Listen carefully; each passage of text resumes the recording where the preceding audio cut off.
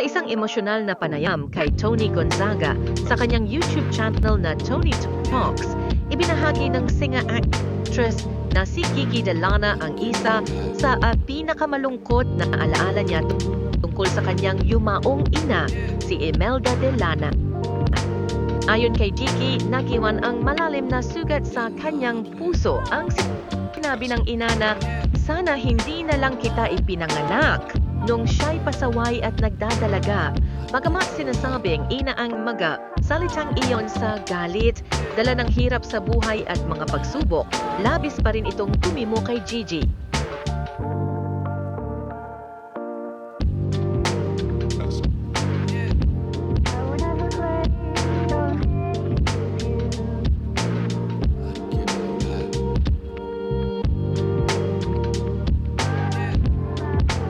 Hindi napigilan ni Gigi ang pagluha habang binabalikan ang kanyang naging karanasan bilang isang anak na tumatanggap ng mga pahayag ng magulang, ang mga mabubuti at masasakit.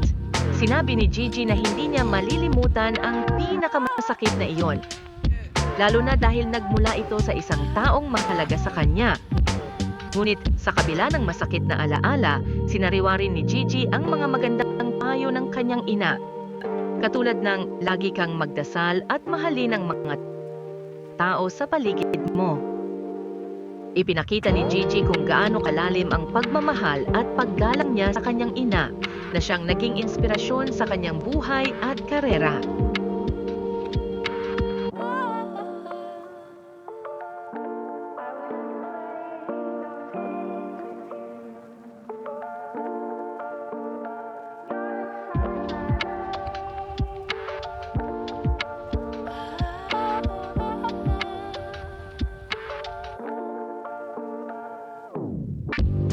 Sa parehong panayam, ikinuwento ni Gigi ang mga huling sandali kasama ang ina sa pamamagitan ng video call, kung saan nakita niyang hirap na ito sa kanyang sakit na cancer.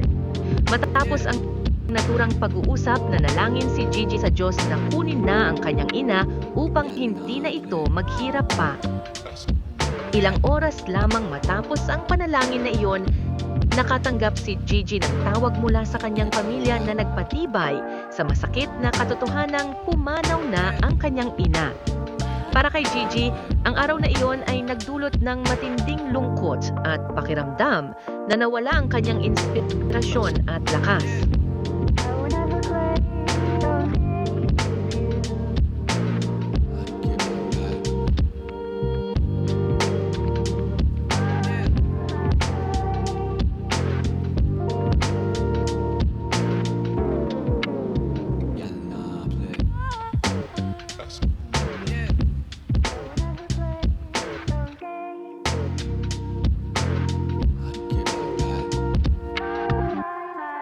Inilahad din ni Gigi na hanggang ngayon ay sinisisi niya ang sarili sa hindi agad paggaling ng ina dahil sa kakulangan niya ng pera para sa pagpapagamot nito. Ayon kay Gigi, bagamat sinikap niyang magtagumpay sa karera upang makatulong sa kanyang pamilya, nananatili pa rin ang kirot ng hindi sapat na nagawa para sa kanyang ina. Idinagdag ni Gigi na walang araw na hindi niya naiisip ang sakripisyong ginawa ng kanyang ina para sa kanilang pamilya.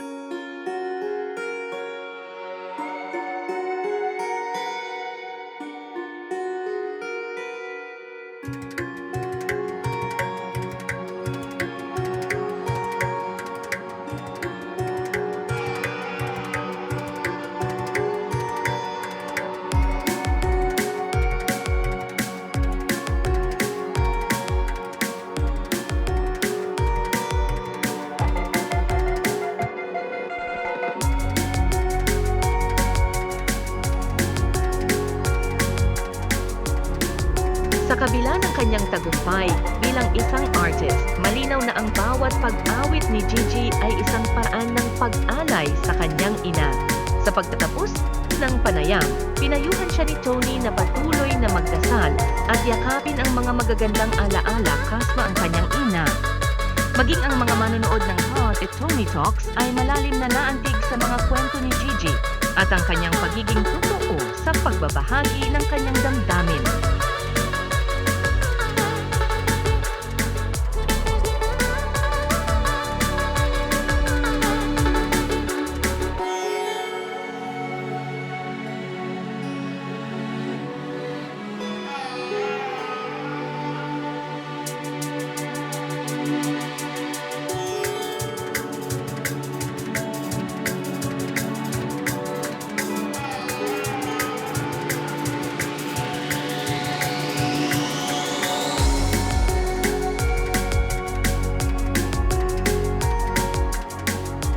Sa emosyonal na panayam sa Tony Talks, ibinahagi ni Gigi Delana ang mga hindi malilimutang sandali kasama ang yumaong ina, si Imelda Delana.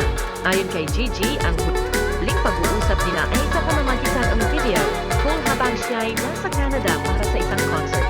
Nakita niya ang kanyang ina na hirap dahil sa cancer na may napmamagang mukha at labis na sakit. Sa kabila ng sakit sa kanyang puso, nanalangin si Gigi kay Diyos at sinabing, "Lord, kunin mo na siya," bilang hiling na matapos na ang paghihirap ng ina.